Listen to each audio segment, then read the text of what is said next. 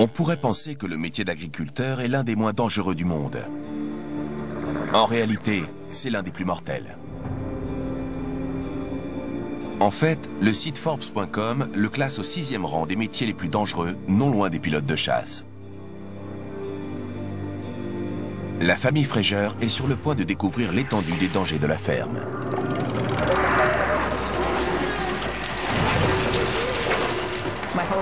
Toute ma vie était sous ce tas de décombres.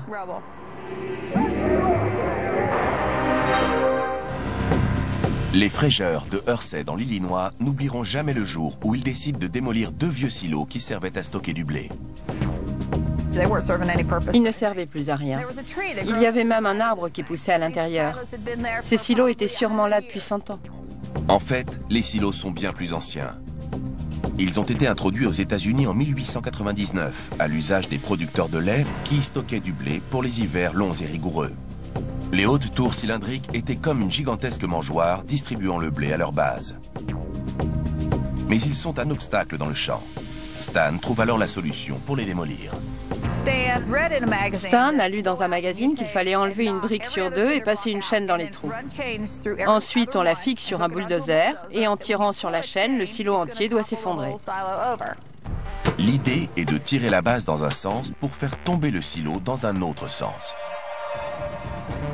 Devant des amis et des membres de sa famille, Stan monte dans son bulldozer et se prépare à faire s'effondrer le silo en briques de 15 mètres de haut. Il y a un petit problème. La première fois, la chaîne s'est cassée. C'est là qu'elle s'est cassée? Ils ont mis une nouvelle chaîne et ils ont choisi un autre angle pour tirer le silo différemment. Cette fois-ci, au lieu de s'effondrer, le silo s'est affaissé sur lui-même. Je ne suis jamais allée en Italie, mais ça ressemblait à la tour de Pise. C'est comme ça qu'ils ont fait là-bas? Là, ce sera le restaurant. Le père de Stan a une idée.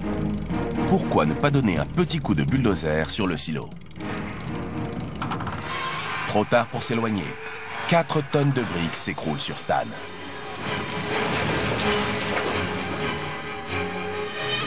J'ai cru qu'il était mort, qu'il n'y avait plus rien à faire.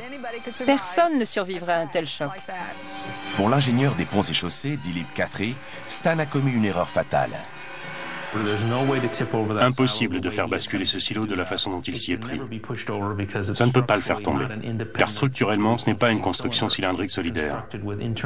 Elle est composée de nervures internes et d'une membrane qu'on appelle bardage.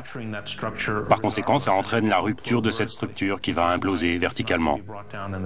Ce n'est pas la bonne méthode pour renverser ce genre de construction. Il vaut mieux faire appel à une équipe de démolition, qui la fera imploser correctement du haut jusqu'en bas. Mais ce jour-là, Diane ne se soucie que de l'homme qu'elle a épousé il y a 18 ans. Tout a été si vite. Il y avait de la terre, de la poussière, tout volait partout. Et plus de Stan. J'ai sauté de la voiture et son père s'est mis à crier « Tout va bien, il n'a rien » en agitant ses bras. Et le bulldozer s'est remis en marche. Et Stan est sorti du tas de briques. J'avais des doutes, mais je me suis dit, essayons. Et j'arriverai bien à m'en sortir si ça tombe de mon côté. J'ai commencé à pousser, puis j'ai poussé plus fort. Quand je l'ai vu basculer vers moi, j'ai fait marche arrière le plus vite possible. Quand le silo est tombé sur le bulldozer, tout est devenu noir. Je ne sais pas ce qui s'est passé. Après, j'avais quelques débris dans la poche, mais pas une égratignure.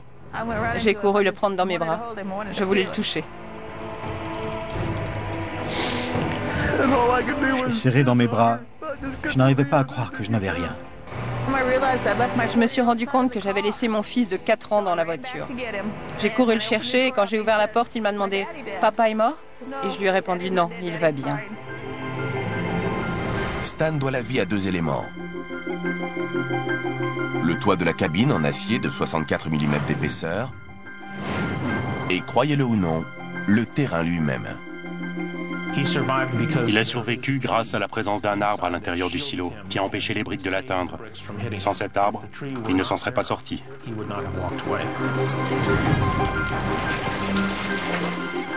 Le vieil arbre a maintenu le silo en un seul morceau pendant qu'il basculait. Sans lui, tout le haut du silo se serait détaché et aurait écrasé la cabine du bulldozer. Quelqu'un devait veiller sur moi. J'ai eu si peur. Je suis devenu plus prudent.